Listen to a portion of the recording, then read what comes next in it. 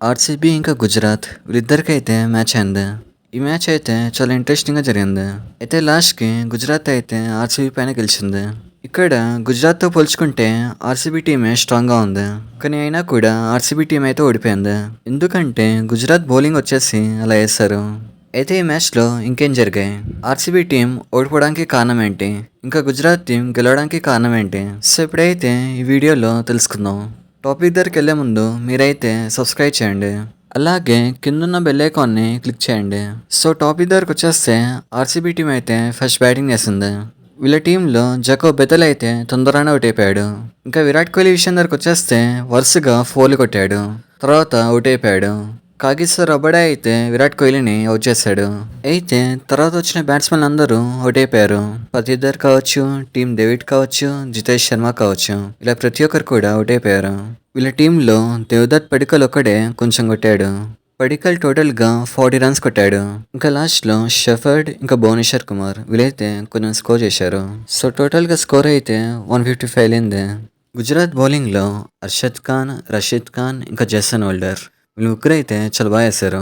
ముఖ్యంగా Jason holder అయితే క్యాచ్లు కూడా చాలా బాగా పట్టాడు. తర్వాత అయితే గుజరాత్ వచ్చేసి బ్యాటింగ్ చేసింది. ఇక్కడ సాయి సుదర్శన్ అయితే తొందర అవుట్ అయిపోయాడు.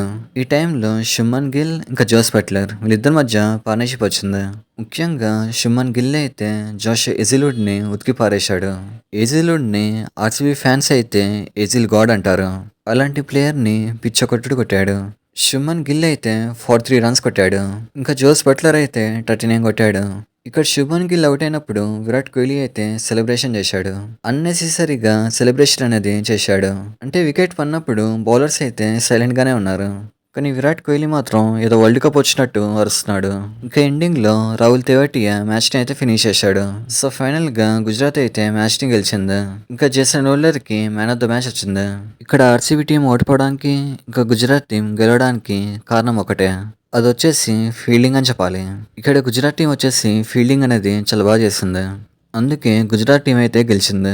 ప్రెసెంట్ అయితే గుజరాత్ వచ్చేసి 5th ప్లేస్లో ఉంది. ఇంకా ఆర్సీబీ టీం వచ్చేసి 2nd ప్లేస్లో ఉంది. ఈ రెండు టీమ్స్కి ప్లేయర్స్ కలవడం ఈజీ అని చెప్పొచ్చు. ఈ రోజు అయితే రాజస్థాన్ ఇంకా ఢిల్లీ ఈ 2 టీమ్స్కి మ్యాచ్ ఉంది.